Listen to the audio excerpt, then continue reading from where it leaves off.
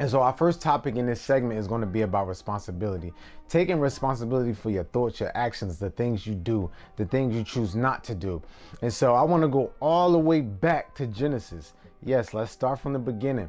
The very first book of the Bible, Adam and Eve, when they ate of the tree that God told them not to eat of. Yes, Eve ate it first, but the command was given to Adam. And what did Adam say when God came and questioned him? He said, this woman that you gave me this fruit of the tree, and I ate it. Now look, he took responsibility by saying, I ate of the tree, but what did he say before that? The first thing he did was separate from Eve, and he threw the blame right on her. This woman that you gave me. First off, God didn't just say, this is your wife. He chose that. He chose her, but we're not going to get into that right now. We're going to say that for later.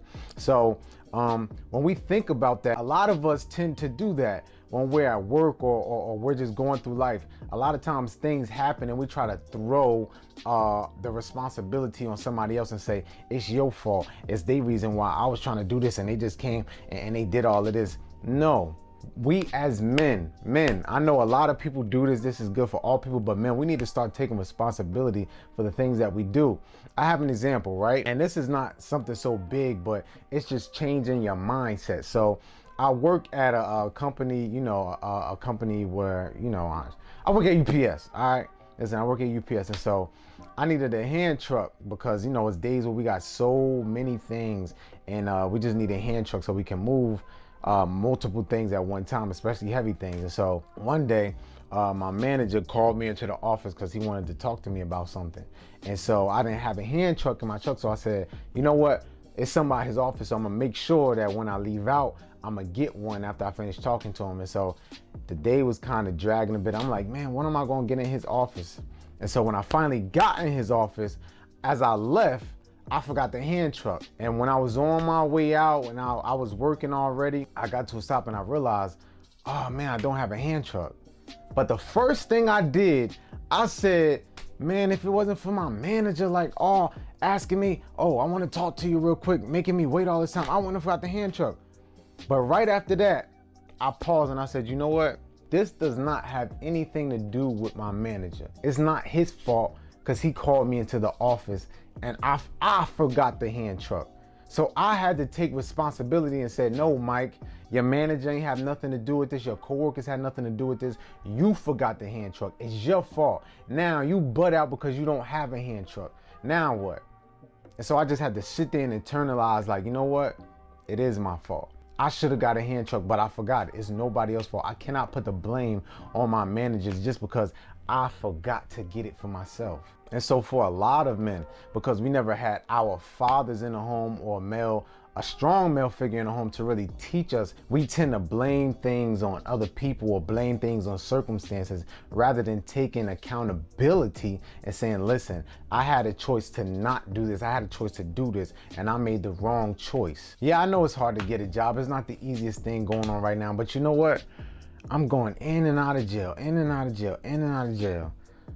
Even though it's some jobs that's harder to get than others, you know what? McDonald's was hiring. But you know what? Since they wanted me to work on a Saturday or Sunday, I didn't want to do that because that's the days I go to the club. So I'd rather just continue selling drugs or not take that job because I don't want to do that. And see, the problem with many of us men is that we are very, very irresponsible. A lot of us grew up with our grandmothers or our mothers in the home, and they don't know how to raise a man because they're not a man. A lot of them may think that they can be the mother and the father, but they can't. They can only be who they are.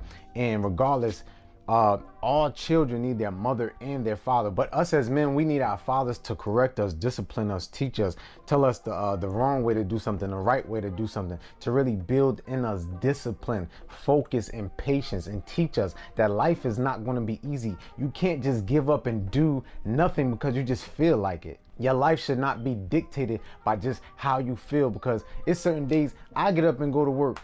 I don't want to work at my job forever, but I don't just wake up and say, listen, I don't feel like going to work today, I'm gonna quit. I'm not gonna be irresponsible. But because many of us didn't have a father figure in our house, we grow up. Yes, we look like a male physically. We got the tattoos, we got the muscle, we got the car, we might have some money, but on a deep down inside in our mind and in our heart, we still have childish ways. We still are a little boy deep down inside. That's why even when we have things that we really glorify like money or cars, we still have an undeveloped mindset. I know, ladies, a lot of y'all are looking at these men and saying, man, they dogs and they just so toxic. But look, here's the thing. They didn't have a father in their home to teach them, listen, be with one woman, marry one woman. Don't be going around from girl to girl to girl to girl. But it's because they still have a boy's mind, and boys like to play.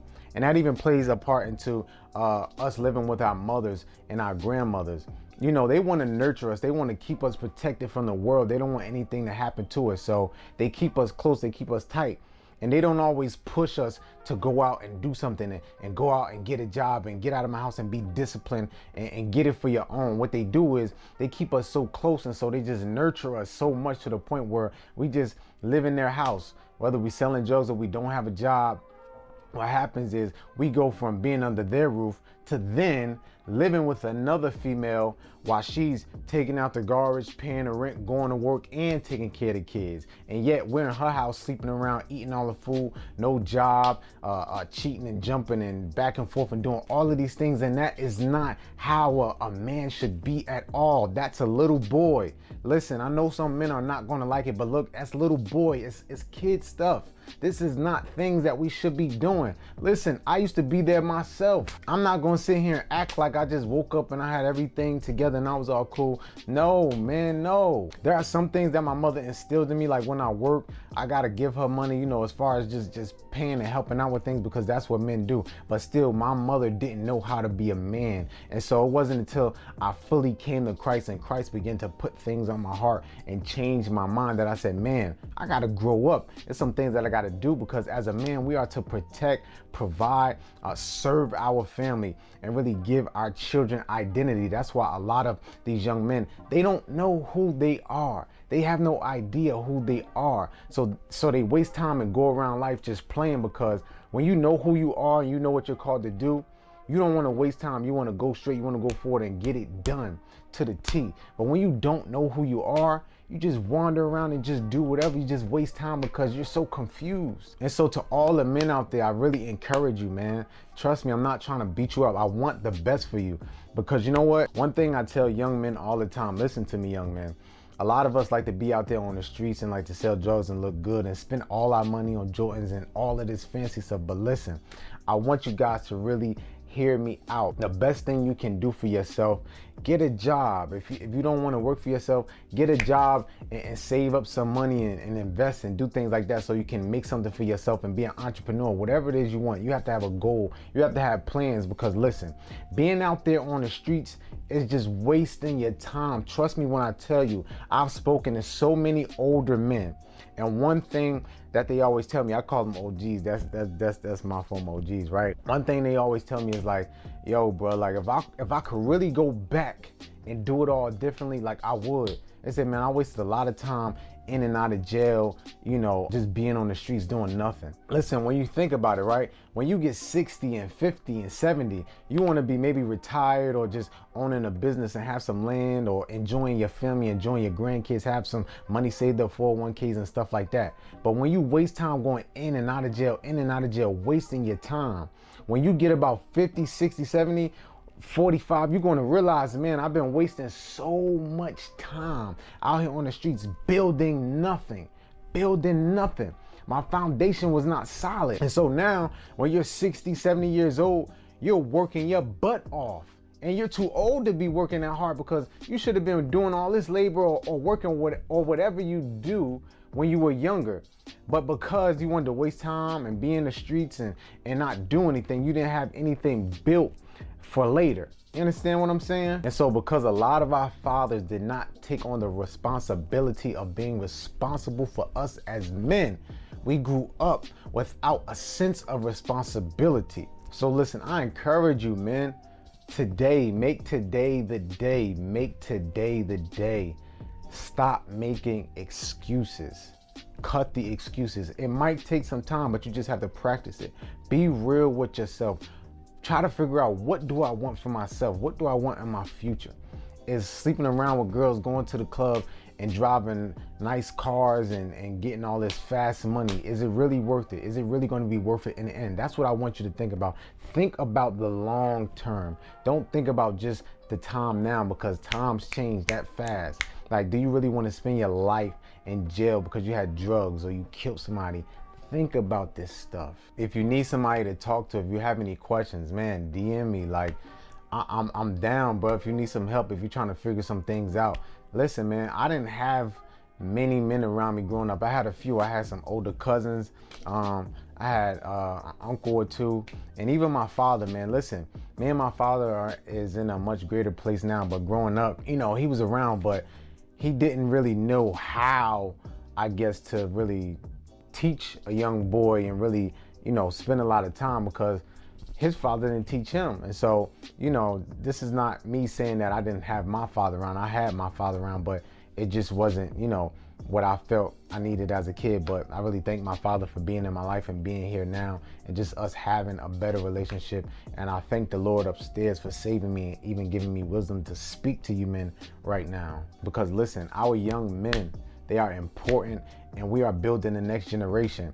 You know, I'm not going to prolong this, but one thing I always see is, like, when I'm outside or walking somewhere and it's a woman and she has her kids, especially if she has like little boys, you know, when they see me, it's like almost like they just stop even being with the mother. Like, it's like they walking with me or chasing me, and mothers will have to tell them, like, come on, come on, like, come this way, or what are you doing? Where you going? Because, man, I'm telling you, these young men, when they see an older man, they really, like, it's like, oh man, it's a man. Because they're around their sisters, they're around their mother. They really need to be around masculinity. I'm going to close it because I'm going to be getting into all my other topics. But even out here on the streets, man, when we don't have our fathers or a strong male figure around us, we look up to these guys who are out on the streets, and they're irresponsible, and they're learning from the streets, and they're growing up in the streets. And so in terms, it creates more of them. It creates, you know, for these young people to be like those people that are out there on the streets. And so I'm happy for everybody that tuned in today. I'm going to shut this down right now. I'm out. Until next time.